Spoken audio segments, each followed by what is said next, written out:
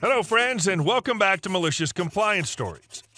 Let's start our video with a story about a frantic customer and a missing purse that could have easily been reunited with its owner if she'd just stayed calm and given her contact details. But before we dive in, make sure to hit that subscribe button, smash the like if you enjoy the content, and ring that notification bell so you never miss a juicy story. My purse was stolen. Find it or I'll report you to the police. It was 2017 and I was working for a now closed down popular UK chain department store in the fashion accessories department. Women's bags, seasonal items, shoes, and occasion accessories. I remember it was a Sunday afternoon, our busiest day/time, and for once my department wasn't understaffed, so I was going around tidying the department. A woman comes up from behind me and starts talking 300 miles per hour, taking me by surprise. She gets about 15 seconds in, then goes, "Oh, forget it, I'll ask someone else," and storms off to the tills. She hadn't even given me enough time to comprehend anything, but I figured I was probably better off with her going elsewhere.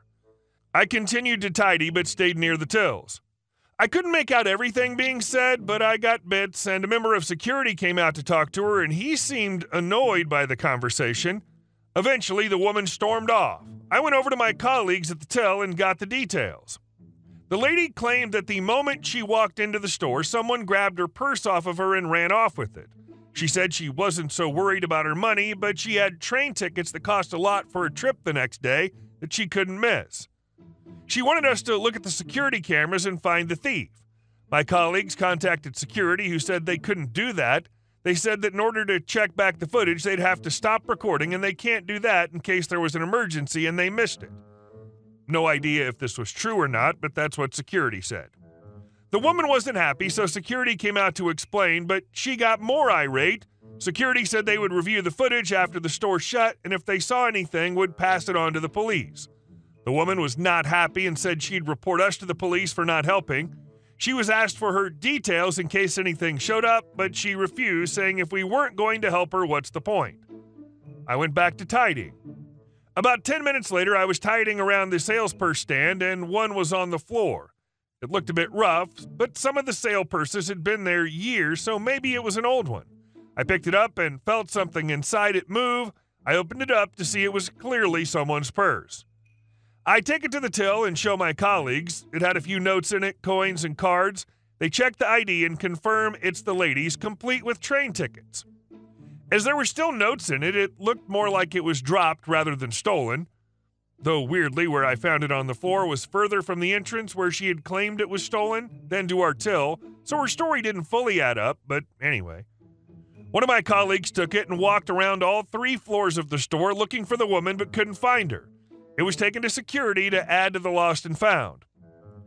I assume this woman never got her purse back and missed her trip or had to pay a lot to replace the tickets.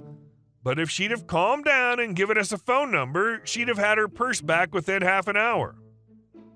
Edit. A lot of you were confused by me saying something moved. I was referring to picking up the purse and loose coins moving inside. Also, when I say purse, I'm referring to the British use and that it just holds money, not a whole bag. So she still had her phone, etc. I don't really blame her for being upset. Maybe she wasn't thinking about giving her number because she was upset. Security could have helped more with that situation. And our second story. Dream wedding? Get the guests to pay for it. Not my story, but via a friend. A friend, Jack, 36, was invited to a wedding, the wedding of Sophie, 35, and Jeff, 36, in the UK. Jack's good friends with Jeff and has known him a long time. The bride, Sophie, is from the US.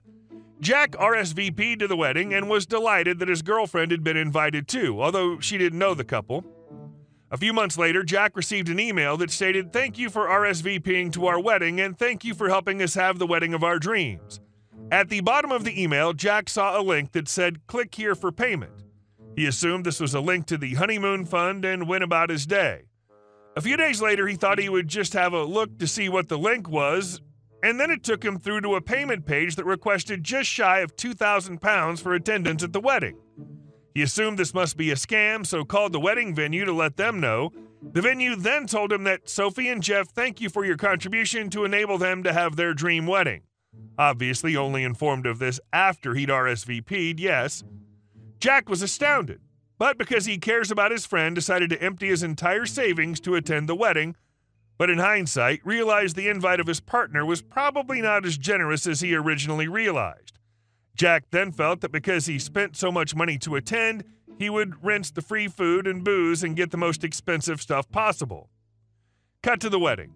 The drinks were not included. Jack and partner had a couple of drinks and the bill was about 30 pounds. At the end of the wedding, when checking out, Jack went to pay his bar bill. The bill was 30 pounds plus nearly 200 pounds. He was then informed by the venue that the bride and groom had requested every guest be charged this amount as a tip for the venue. Note, this is in the UK, where tipping the venue is not a thing that happens, nor does charging guests for attendance for that matter. But does that happen anywhere?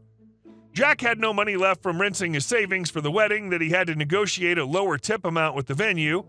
After the wedding, Jack checked the cost of the venue and calculated that the cost had been spread amongst the guests, but not the bride and groom, so they'd basically got a free wedding out of it. Not only did the bride and groom pass on the cost of a ridiculously priced venue to the guests after people had RSVP'd, essentially putting the venue above guest attendance, but then they passed on the cost of a tip to the guests without telling them as a required charge on checkout?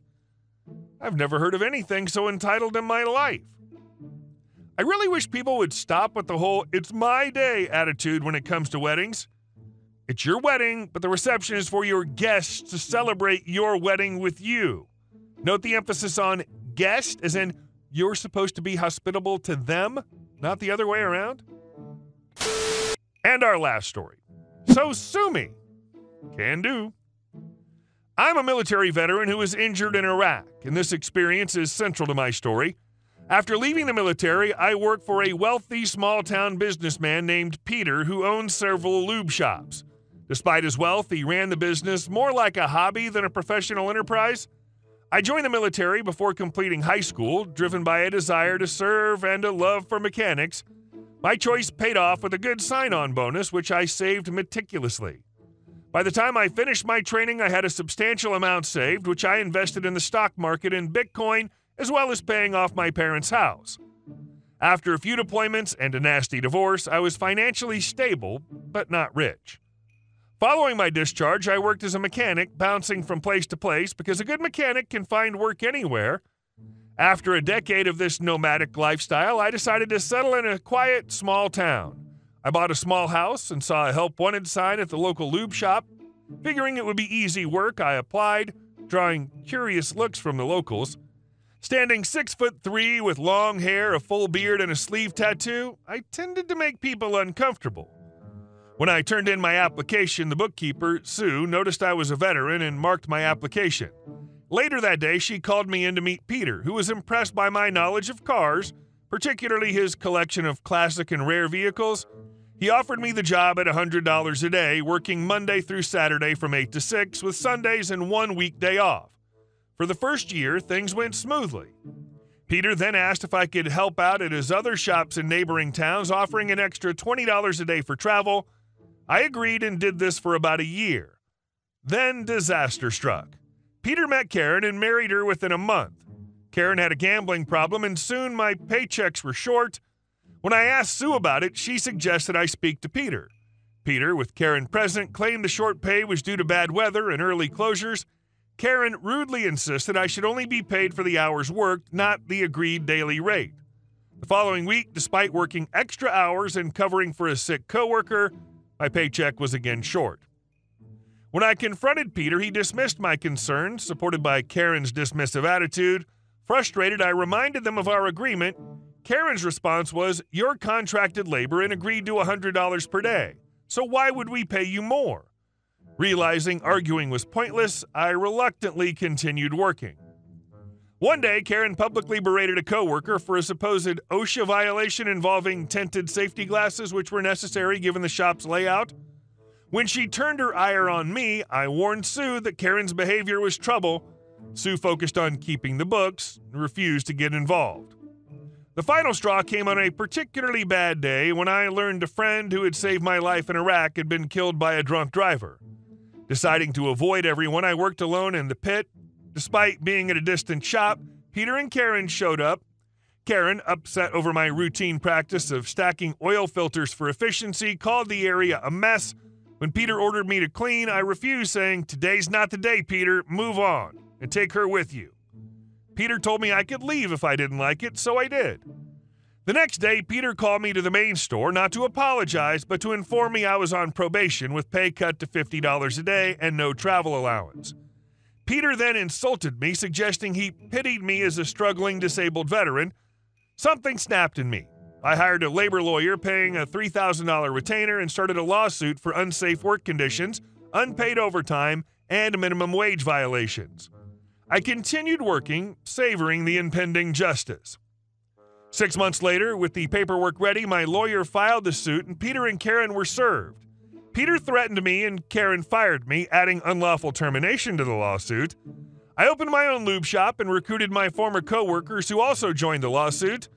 The case took 2 years, with subpoenas for security footage, financial records, and testimonies. At mediation, they offered $50K, which we declined. Then the IRS came into play.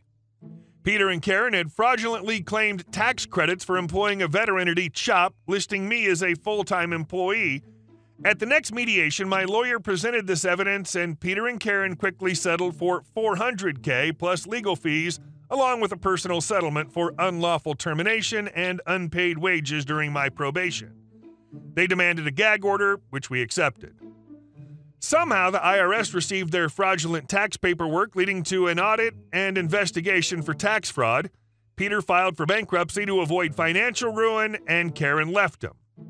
I sold my shop to my co-workers and moved away. Months later, I returned to find Sue working at the realtor's office. She told me about Peter's downfall and Karen's departure. Before leaving, I checked the back of the office and saw Peter's prized SV1 sold in desperation.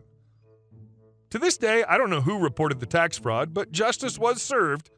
Peter and Karen got what they deserved, and I moved on, satisfied with the outcome.